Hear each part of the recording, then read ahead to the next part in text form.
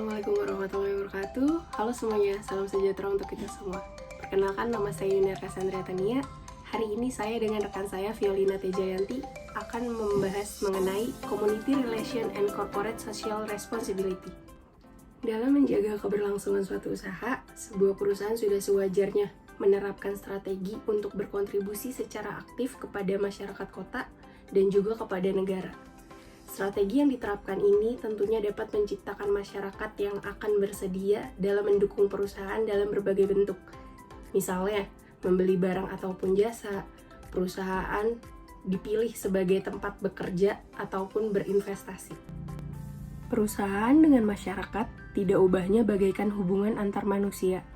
Maka dari itu, perusahaan perlu menjalin dan mengelola hubungan baik dengan komunitas secara berkualitas.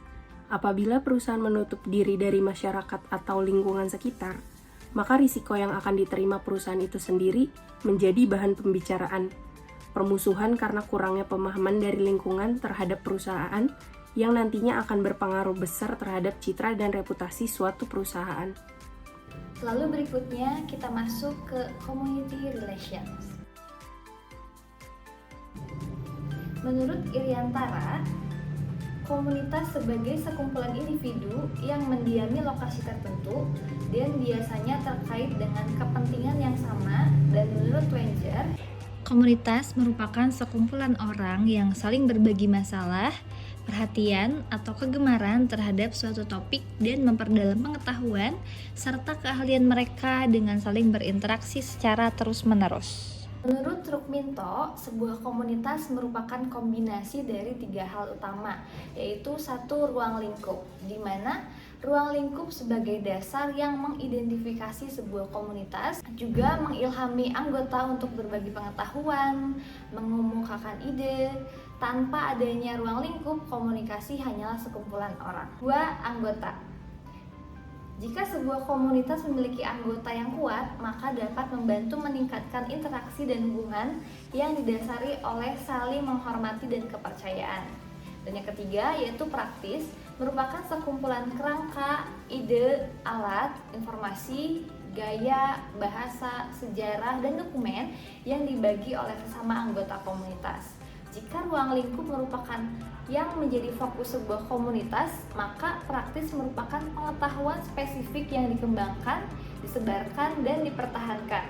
Keberhasilan praktis bergantung dari keseimbangan antara gabungan aktivitas dan hasil dari aktivitas tersebut, seperti dokumen atau alat. Community relation. Relation atau hubungan komunitas adalah upaya aktif yang dilakukan oleh korporasi dalam membangun dan memelihara hubungan baik dengan masyarakat tempat mereka beroperasi. Prinsip yang mendasari community relation bahwa ketika sebuah perusahaan menerima tanggung jawab sipilnya dan mengambil minat aktif dalam kesejahteraan komunitasnya, maka ia memperoleh sejumlah manfaat jangka panjang dalam hal dukungan masyarakat, loyalitas, dan niat baik. Hubungan yang baik ini dapat terjalin melalui interaksi, berbagi barang, layanan, fasilitas, waktu, sehingga semua itu dapat menjadi ikatan emosional lingkungan terhadap perusahaan semakin meningkat.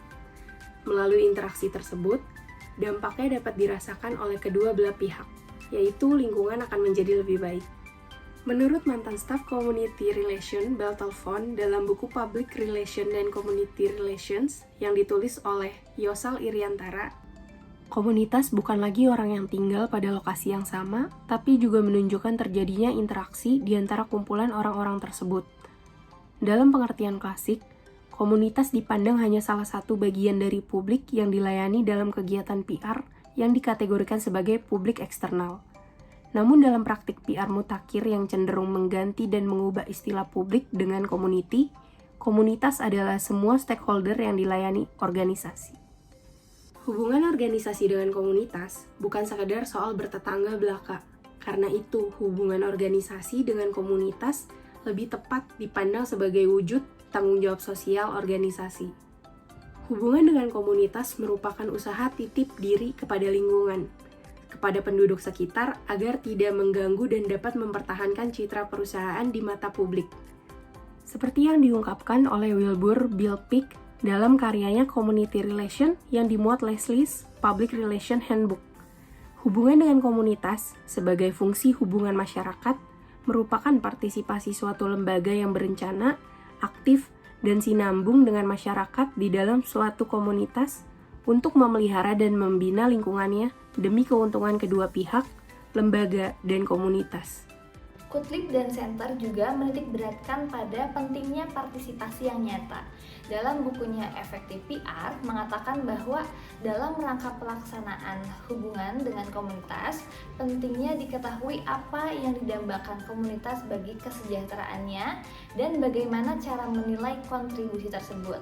Partisipasi organisasi pada komunitas itu berkisar pada kebutuhan pokok yang akan tercakup dalam 11 unsur, yaitu kesejahteraan komersial, dukungan agama, berumur panjang atau pendek, lapangan kerja, fasilitas pendidikan yang memadai, hukum, ketertiban dan keamanan, pertumbuhan penduduk, perumahan beserta kebutuhannya yang sesuai, kesempatan berrekreasi dan berkebudayaan yang bervariasi, perhatian terhadap keselamatan umum dan penanganan kesehatan yang progresif.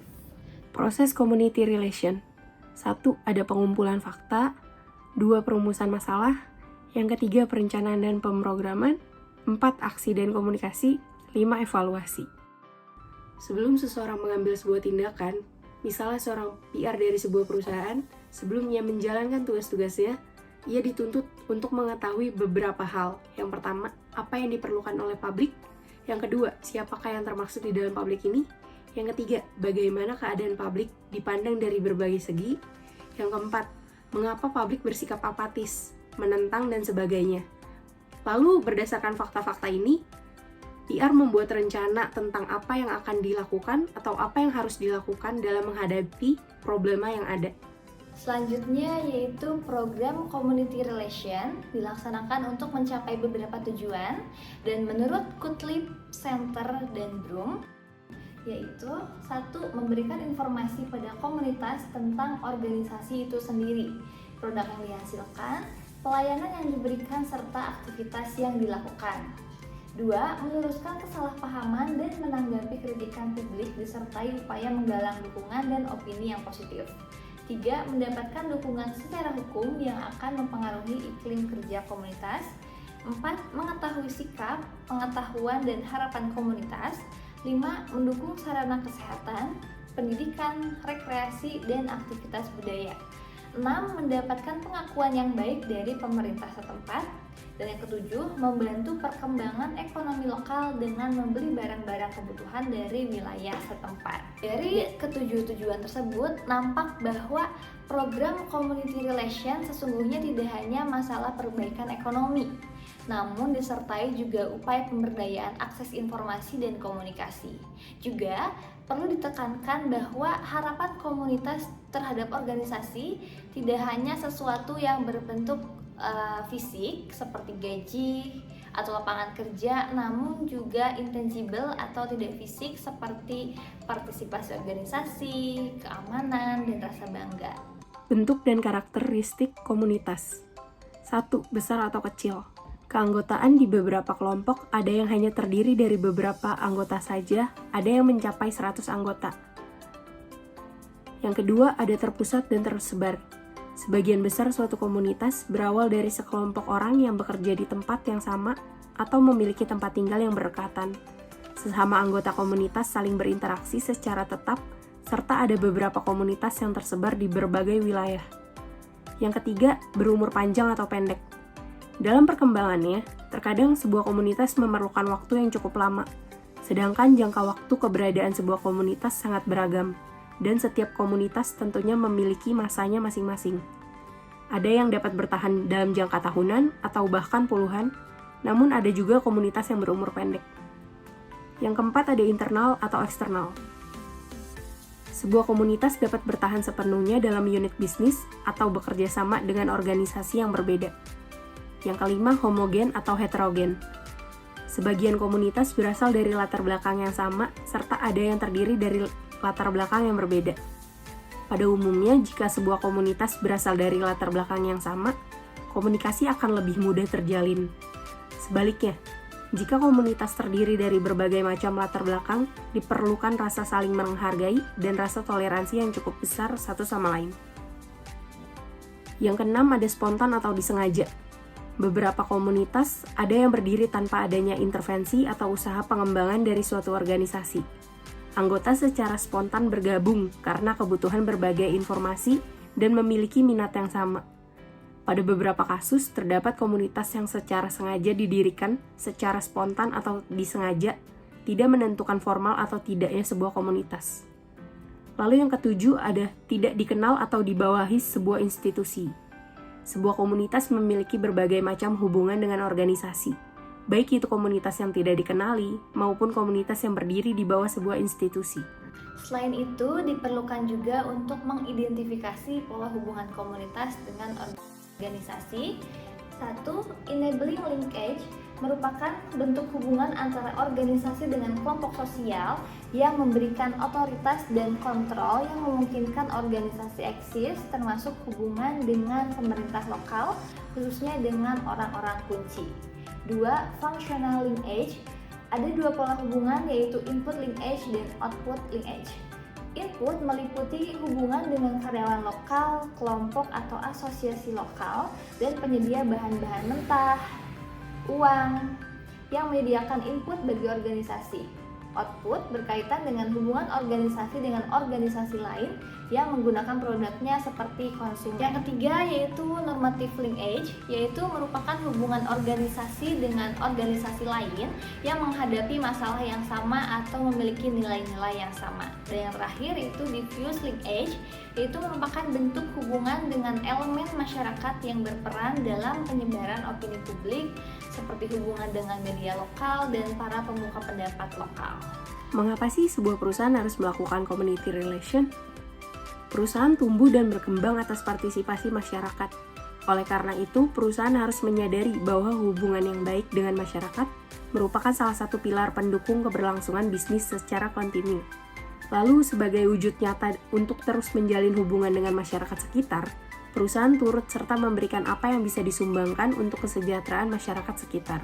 Selanjutnya, community relation merupakan suatu aktivitas yang terencana dari suatu organisasi dan ada beberapa alternatif tahapan manajerial yang ditawarkan. Namun, pada intinya adalah sama saja. Lalu, Kelly mengemukakan adanya 5 tahap manajerial, yaitu riset, penentuan tujuan, penyusunan program dan implementasi, evaluasi, dan diakhiri dengan pendampingan. Mari kita bahas satu-satu. Tahap penemuan fakta adalah dalam tahap ini PR melakukan riset untuk mendapatkan fakta yang ada berkaitan dalam organisasi.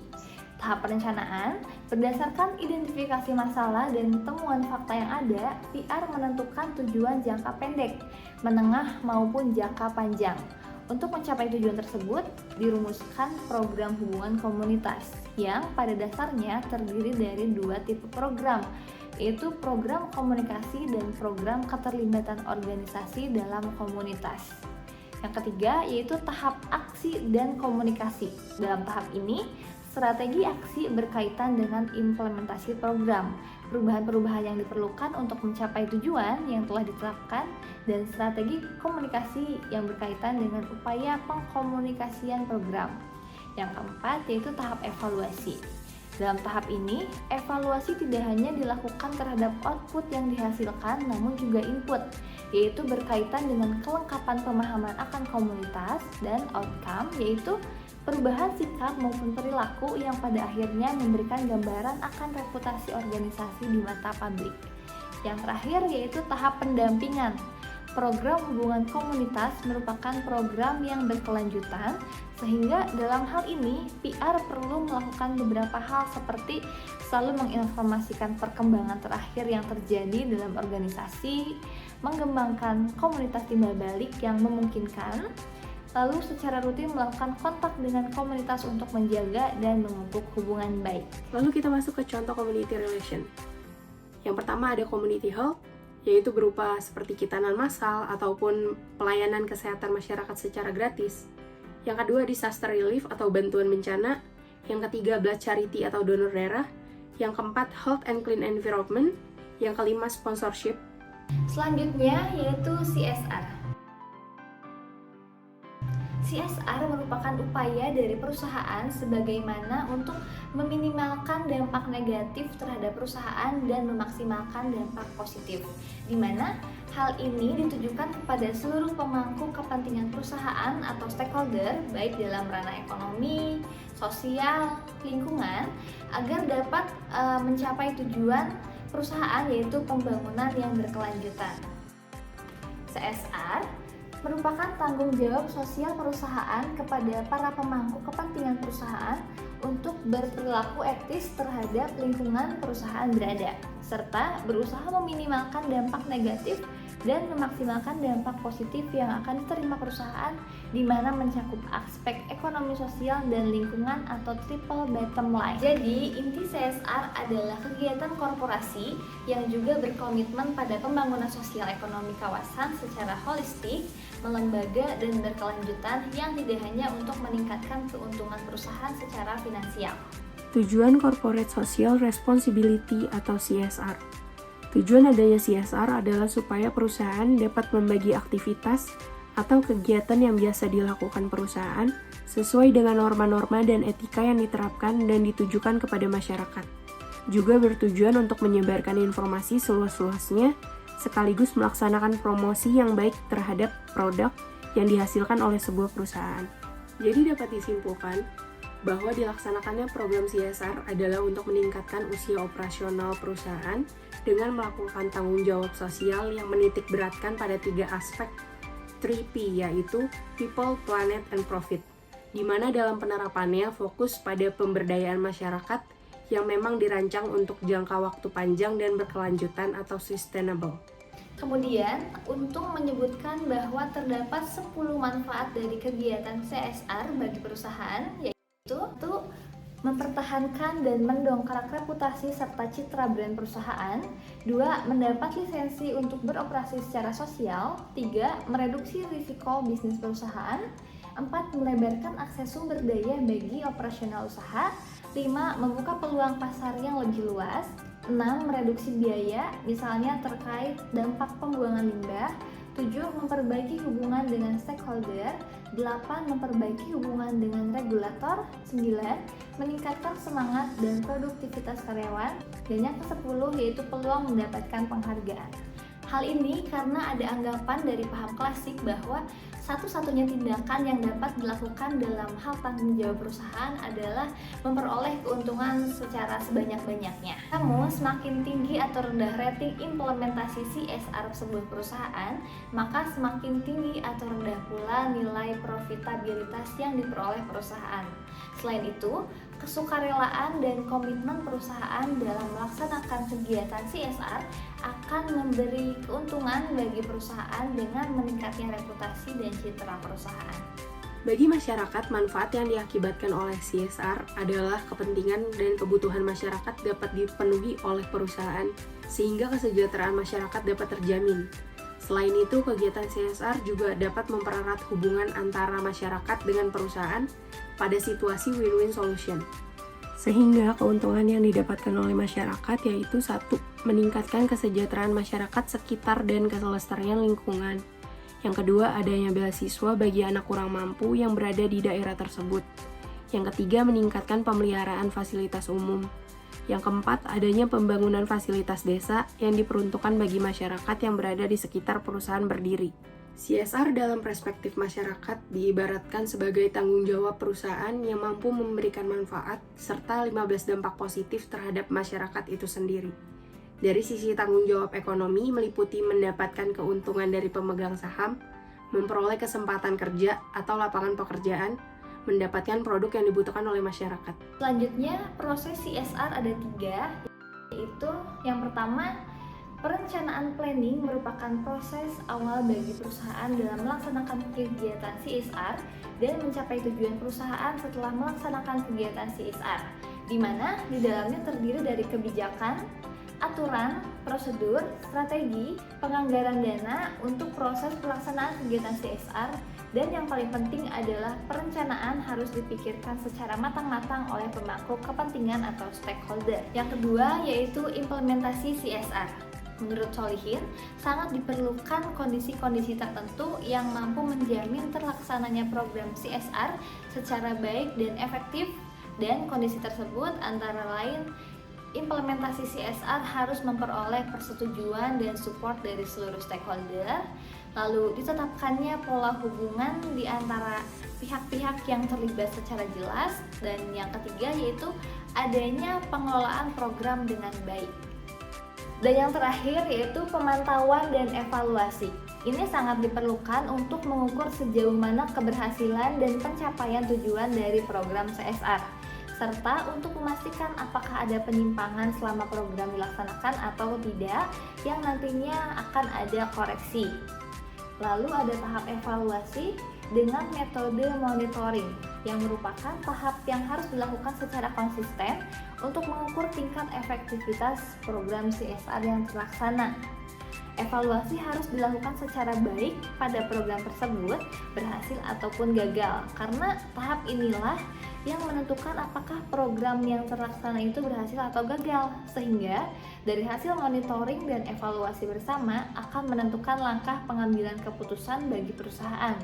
Apakah program ini akan dilanjut, dihentikan, ataupun diperbaiki dengan mengembangkan program yang telah diimplementasikannya. Contoh kegiatan CSR yaitu memperingati World Oral Health Day atau Hari Kesehatan Gigi dan Mulut Sedunia tahun 2023. Unilever Indonesia melalui brand Pepsodent bersama dengan FDI, World Dental Federation, Pengurus Besar Persatuan Dokter Gigi Indonesia, Asosiasi Fakultas Kedokteran Gigi Indonesia, dan Asosiasi Rumah Sakit Gigi dan Mulut Pendidikan Indonesia menggelar kampanye konsultasi gigi sekarang, Gigi Kuat untuk Senyum Indonesia. Kampanye yang diluncurkan di SDN Karet Tengsin 15 Jakarta ini menjadi momen untuk mengedukasi masyarakat menyikat gigi 2 kali sehari, pagi setelah sarapan dan malam sebelum tidur, serta mengawali kebiasaan berkonsultasi ke dokter gigi setiap 6 bulan sekali. Baik, sekian pembahasan dari tim kami mengenai Community Relations dan CSR. Kurangnya materi yang ditampilkan agar menjadi saran dan masukan, serta kelebihannya agar menjadi ilmu yang bermanfaat bagi kita semua. Terima kasih. Wassalamualaikum warahmatullahi wabarakatuh.